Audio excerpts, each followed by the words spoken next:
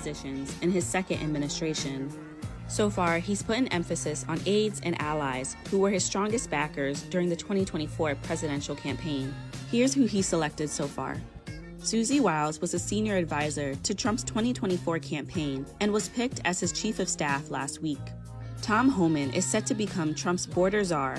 He served as the acting director of Immigration and Customs Enforcement in his last administration and will be in charge of the nation's borders. Earlier this year, Trump said, "I will run the biggest deportation operation this country's ever seen." New York Congresswoman Elise Stefanik has been selected to be an ambassador to the United Nations. If confirmed, she would represent U.S. interests at the UN as Trump vows to end the war waged by Russia against Ukraine.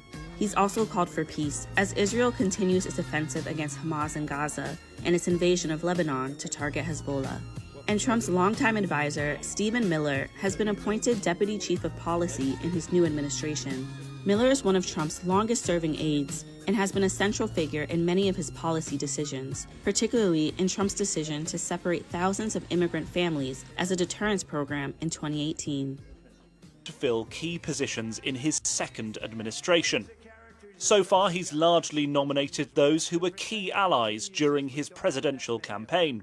It's the only reason we can now send American astronauts into space.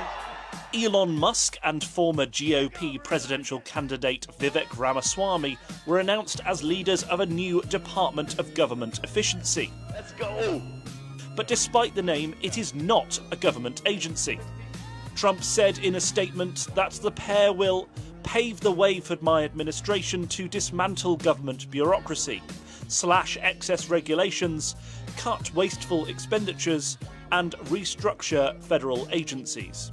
Musk has already commented on the appointment, posting on X, "Threat to democracy? Nope, threat to bureaucracy." Fox News host and Army veteran Pete Hegseth was nominated as Defense Secretary. He served in Iraq and Afghanistan and unsuccessfully ran for Senate in Minnesota in 2012 before joining Fox News. South Dakota Governor Kristi Noem was picked to head the Department of Homeland Security. A well-known conservative, she'll be crucial to the president-elect's hardline immigration agenda. Former Representative Lee Zeldin was named to lead the Environmental Protection Agency. While in Congress, he was among Republicans who voted against certifying the 2020 election results and did not serve on any committees overseeing environmental policy. And former Director of National Intelligence John Ratcliffe was nominated to lead the CIA. The former Republican congressman from Texas led the US government's spy agencies in the final year and a half of Trump's first term. Yes! We are back. And we are black. I heard that. As you heard, Donald Trump has already started bringing people into his cabinet. He's already making his cabinet appointments and already nominating people to his administration.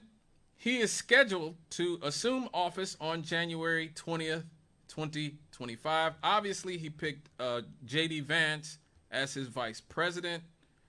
J.D. Vance is somebody who is a mixed bag, okay? We know J.D. Vance is a phony in a lot of ways. When Donald Trump was running in 2016, J.D. Vance said that Trump could be America's Hitler. J.D. Vance was the darling of a lot of the corporate liberal media establishment after he wrote the Hillbilly Elegy about 10 years ago. He used to be on all the news shows, and they used to talk about how J.D. Vance is how we're going to reach the rural and the Appalachian males and stuff. And you know, he was the sort of enlightened conservative or the enlightened politician, the guy who was going to help to bridge the gap between the cultural elites and the so-called NASCAR dads and soccer moms in Appalachia or whatever. But now he's full MAGA. You know, he went from condemning Donald Trump and much of the Republican Party to being MAGA. Now, one thing I will say about J.D. Vance that has stayed somewhat consistent is he does seem to have more of a populist agenda than a lot of other people. J.D. Vance, unlike a lot of politicians in the Democratic and Republican Party, seems to have a lot more respect for the working class. He seems to be a lot more of a fan of labor and going after institutions of wealth and power. I've talked about on this show before about how he seems to be a fan of Lena Khan, who, if you go on Scott Cannon Radio on YouTube, you'll see the video I did on Lena Khan. The best thing Joe Biden ever did in his life was name Lena Khan the head of the Federal Trade Commission. J.D. Vance seems to like her as well, which again is sort of out of character of the typical Republican right-wing position, because for many years the Republicans genuinely just used the FTC as a way to sort of maintain their hegemony and built the public blind. So I have some hope that because J.D. Vance is much more concerned with governing than Donald Trump, he's a lot smarter than the corporate media gave him credit for, a lot more capable than the corporate media gave him credit for. They just he said cat ladies. Well, J.D. Vance talks about family a lot. He talks about men, women, and children. Families, nuclear families, a lot. He talks about tax credits for married people, for people with children. That is not something that the Republicans typically have been talking about in my lifetime. In my lifetime. So I don't know about J.D. Vance per se. Like I said, he has shown that he is an opportunist who's willing to say what he needs to say to get where he wants to be, but he also has shown a consistent populist streak, which is a good thing if you are a working class person, if you have children, if you are a labor person who actually makes things or does things. Now, if you are an academic, if you are somebody who's got a liberal arts degree and you've sort of been getting in on a lot of these grifts over the last few decades, especially on the backs of Obama and Biden and these types of people that give you grants for diversity and all this other stuff and tolerance, and might not be so great for you, but J.D. Vance seems to be a more of a populistic type figure, pro working class populist figure than Donald Trump and a lot of Republicans are. For Secretary of State, Donald Trump went full swamp on us and picked Marco Rubio, who's one of those Miami Cubans.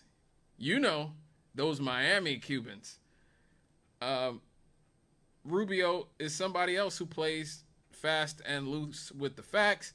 For many years, he said that his family left Cuba because of Fidel Castro and because of communism, and it was communism, that horrible left-wing communism, that made my family leave. Turns out his parents left in 1956 during Batista, who the U.S. government propped up and wanted to remain in power. So he lied about that. Marco Rubio is a full neocon. He supported the war in Iraq, Libya. He supported Saudi Arabia when they were bombing the hell out of Yemen and creating the worst humanitarian crisis that we've seen in modern times until Gaza and Ukraine, which also were U.S. caused and supported as well. So, Marco Rubio is a full swamp creature. So, and he ran against Donald Trump in 2016. Donald Trump has a tendency of forcing his rivals to prostrate themselves to him. He likes humbling his rivals and making them grovel on some level. And Marco Rubio is somebody who, little Marco, if you watch the debates in 2016, him and Trump went at it. Trump said a lot of, bad things about Marco Rubio. Marco Rubio said lots of bad things about Donald Trump. He liked to sort of, he likes to bring these types of people in and force them to sort of bow down and pay tribute to him. Marco Rubio, who is a careerist first and foremost, apparently has done that because he is Donald Trump's nominee for Secretary of State. Secretary of Defense is a guy who's never even been in military. I mean, not in government. I'm sorry. He's been in the military, but never been in the government. Pete Hegseth, who's just a contributor on Fox News. Trump just watched Fox News and decided, hey, I like that guy over there. Let me make him the Secretary of Defense. Good guy. So he's been on Fox News the last 10 years. He's a major in the Army National Guard. He's the executive director of Vets for Freedom. Now, he did run for senator in 2012 from Minnesota, but did not win. He hosts Fox and Friends Weekend. Hegseth was another dude who was very critical of Trump from the right this time. He was a critic of Donald Trump's foreign policy and military stances because Trump, people forget this now, but Donald Trump the first time ran as an anti-war candidate. Donald Trump ran on we fight too many wars. George W. Bush lied about 9/11. I mean, not 9/11, about the war in Iraq. Jeb Bush is going to just do nothing but repeat what his brother did. Trump ran against the sort of Reagan, Bush, Cheney establishment in 2016. Hegseth apparently was a fan of that, and so he was very critical of Donald Trump. Now, Donald Trump is bringing him into his cabinet. So Hegseth is saying that he wants to bring sweeping changes to the military. These are the words he used. He said he wants to have a frontal assault to reform the Department of Defense from the top down, including purging woke generals. Those are the words he used. You know, I don't respect that word woke because, again, that's our word that they bastardized and made it into something else that has nothing to do with what we called it, but that's neither here nor there. Woke generals. He wants to purge woke generals. He actually wants to limit women from combat roles. A lot of women are going to be secretly happy about that one.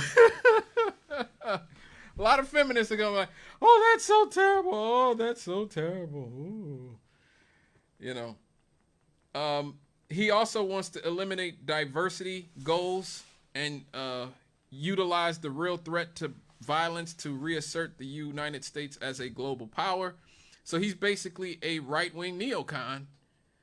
That's who he is. That's who he's always been. And some of it I can get with. To me, I've never understood why. Well, I understand. Liberals try to make the military woke so that people won't criticize the endless wars and killing innocent people in mass so much and spending so much money on it. So if we can show you that, ooh, there's a black general or there's a gay, lesbian, transgender commander of this operation, or there's a woman who's running all this, so you shouldn't mind us killing all these children in their sleep.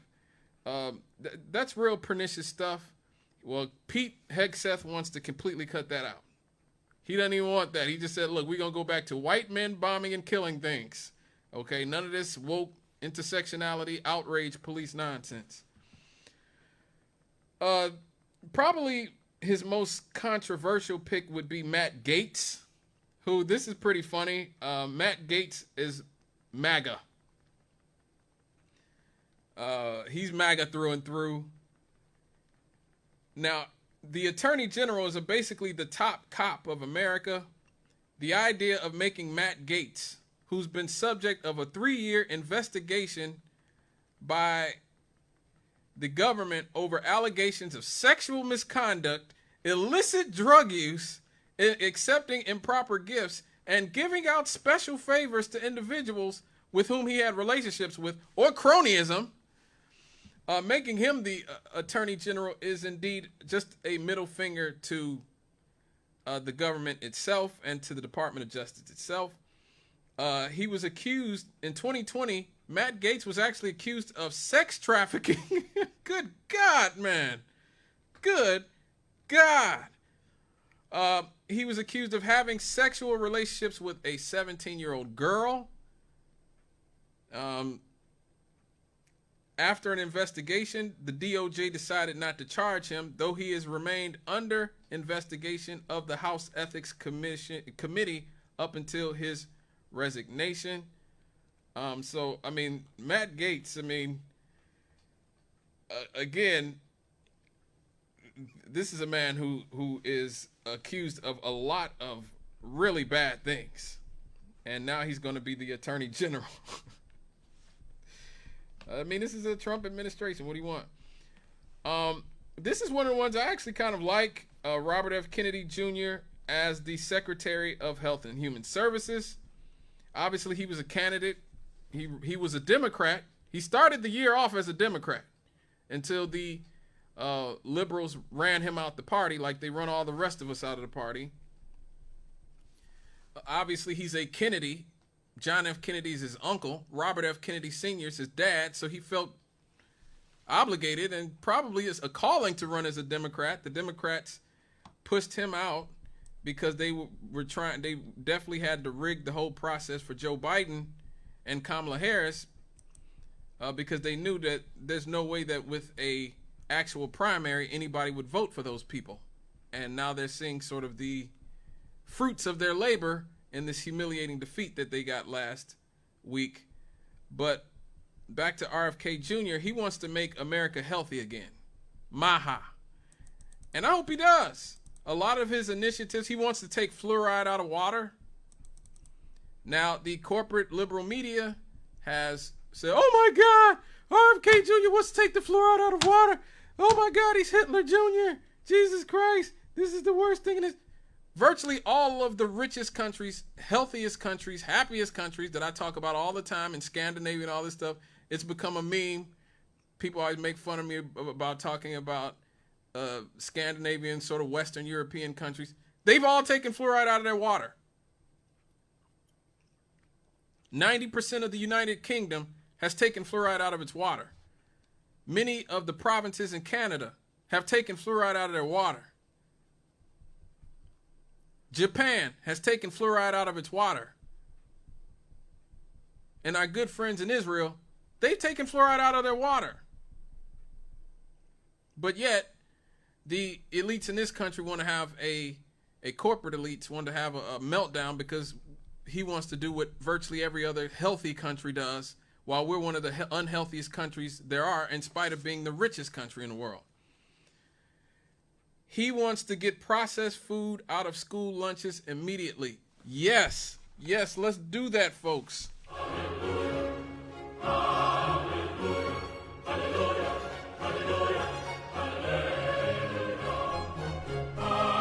Hallelujah. Hallelujah. Hallelujah. Hallelujah. Hallelujah. Yes, processed foods is one of the things that are killing us as Americans. It really is. And he wants to get them out of school lunches. Now, it notes saying, and I wrote this down here specifically once I saw that the Republicans literally wanted to defenestrate Michelle Obama when she tried to do the same thing when she was the first lady. I don't know if you guys have memories long enough to remember that when she said, look, we got to make food in schools healthier, it was the Republicans. Oh my God, she's a communist. Oh my God, she's Fidel Castro. She doesn't want our kids to eat all this horrible junk food. I want my kid to eat junk food. Now it's okay to take unhealthy processed foods out of the school lunches, which is what we should have been doing a long time ago. We should have done that a long time ago. And we're going to talk about later in the show about the crap that we're eating and particularly feeding young people in this country. It is crap. We are killing our young people. We're killing ourselves, man, with the amount of chemicals in our food, really. And one more thing he wants to do, which I fully agree with, he wants to eliminate pharmaceutical ads from TV. We are the only, I think us and New Zealand are the only two developed countries in the world, rich countries, that allow pharmaceutical ads on TV. Now, why the hell would you need to advertise a diabetes medication to me? Or a IBS drug, or any prescription drug for asthma? Why would you advertise that to me?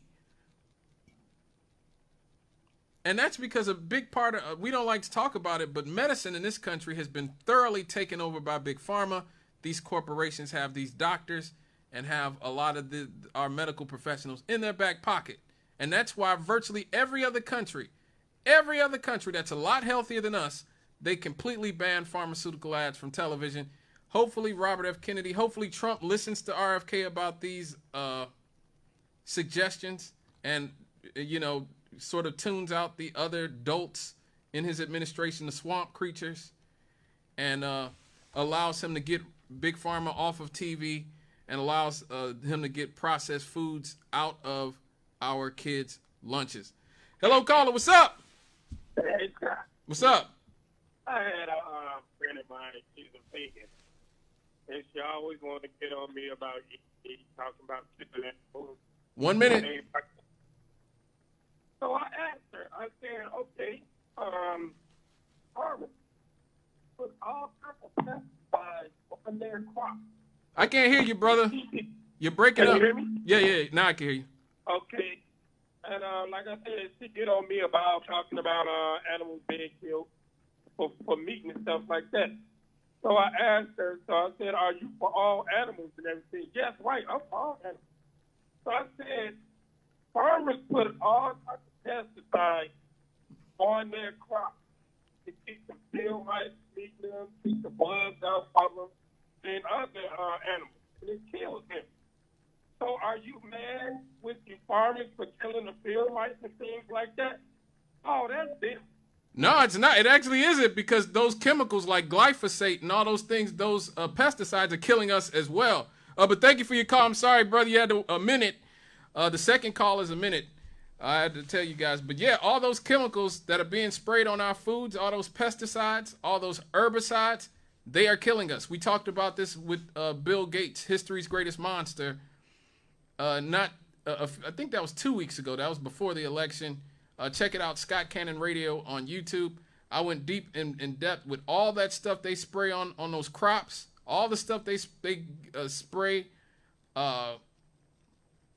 to kill insects and keep that stuff.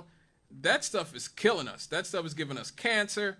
It's destroying our immune systems. It's destroying our guts. So many of us have leaky gut and IBS and all these things. A lot of that is from the glyphosate. A lot of that is from these chemicals. And again, every other country in the world is saying this. This ain't me saying it.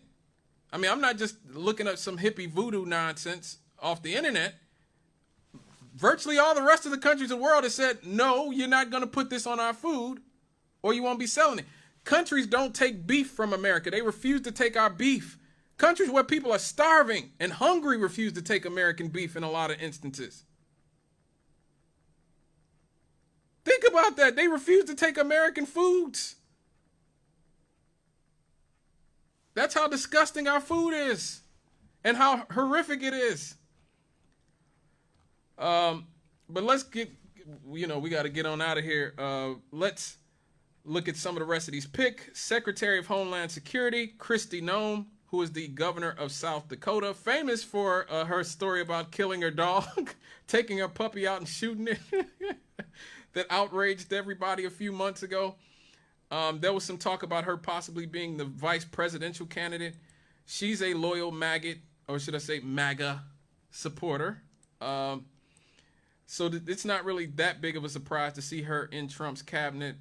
Lee Zeldin from New York is the administrator of environmental protection. Elise Stefanik, who's a hardcore Zionist. She's one of the people who's behind the sort of hoax of everybody being anti-Semitic, calling anybody who criticizes Israel as being anti-Semitic. She's one of those people. She is going to be the ambassador to the United Nations. it's going to be funny to see her in the United Nations while virtually every country in the world condemns Israel and the United States for helping Israel right in front of her, because that's generally what happens. The director of the CIA is John Ratcliffe, another loyal Trump loyalist. I'll give him his credit. He was right about Russiagate, that Russiagate nonsense that the liberal media and that came from the Clinton campaign that really kept Donald Trump from having a sort of intact presidency. Like his entire presidency was dogged by Russiagate, and John Ratcliffe was one of the people who defended him. So I could see why he would make him the director of the CIA, considering how Trump feels about the CIA. The director of national intelligence is a woman I used to be a supporter of when she was a Democrat. Tulsi Gabbard was one of the few Democrats I liked because she was anti-war, because she supported reparations for black people, because she was against mass incarceration. If you can remember, she actually ended Kamala Harris's first presidential term in 2020 when she called her out on stage from locking up all those black people while trying to pretend that she was, soul sister number one. But now Tulsi Gabbard is somebody who she's joined the dark side. She's gone over. She's, sort of a pet of Fox News now. She went from talking about racism a lot and our need to destroy it to being very Islamophobic and talking about how we need to stop Islam from taking over our society. She's become a very trusted confidant of Donald Trump in very recent times. I mean, she called Donald Trump dangerous. She's another person who was very open about her disgust with Donald Trump when he was running for president the first time. Now, again, he's made her prostrate and sort of humble herself, and I guess she gets to be the director of national intelligence. Tulsi is famous for Hillary Clinton smearing her as a Russian puppet, in spite of the fact the woman is an active member of the military. She's been in the military for 21 years, and liberals continue to smear her as being a Russian stooge, and yet none of them have done anything whatsoever to get her security clearances taken away, which means they know that they are lying. Hillary Clinton knows she's a liar, okay? And all the liberals in media know she's a liar. They are liars because, again, if they truly believe Tulsi Gabbard was a spy for Russia, they certainly wouldn't let her in the military and wouldn't let her put her brothers and sisters in arms at risk. But what she is just kind of seems to be somewhat of a phony who will say what she needs to say to get in the positions of power, just like most of these people in Washington, D.C. His White House chief of staff, she is going to be the first woman ever. Susie Wiles is going to be the first woman ever to be the White House chief of staff. It's funny, once again, liberals always say Donald Trump doesn't want strong women around him. Well, Susie Wiles, she is not a joke. She is no joke whatsoever. She was the co-chair of his campaign, a staffer of his 2016 campaign. She was John Huntsman's campaign manager in 2012. From everything I've heard, everybody says Susie Wiles does not mess around. She is no punk whatsoever. I actually think she might be good in this job because they say that she is a cleaner. She cleans up messes. She doesn't mess around. They say that she's going to keep a lot of the swamp creatures away from Donald Trump. We will see. Donald Trump ultimately does what he wants to do. And she's also the daughter of Pat Summerall. I found that out. If you're an NFL fan like I am, I'm a big football fan. I grew up watching Pat Summerall and John Madden every Sunday, seemingly on NFL Sunday. Susie Wiles is Pat Summerall's daughter. So just not really indicative of anything. His NSA, National Security Advisor, is Michael Waltz. He's also creating a unofficial Department of Government Efficiency. He's putting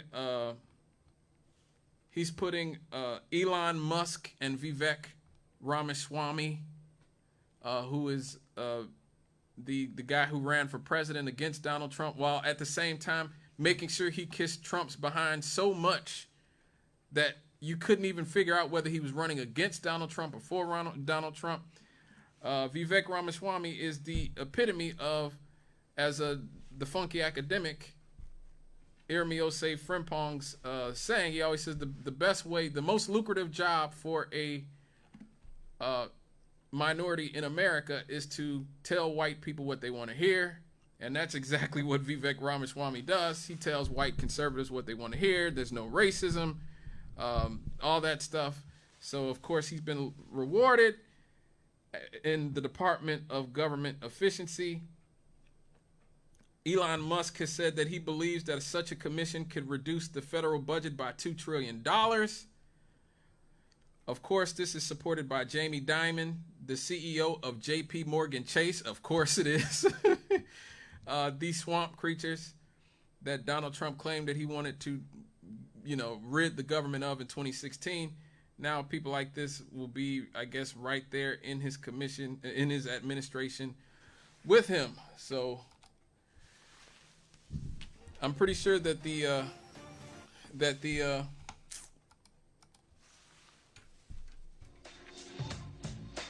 things they cut out of the government won't be tax cuts for the rich. You better believe that. You better believe it's going to be stuff taken away from the poor and working classes.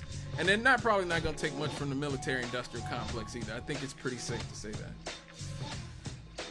All right, folks. It's about that time, 7:20 in the p.m. So we got to do, before we get on out of here, we got to do our happy happies. We'll be right back after these.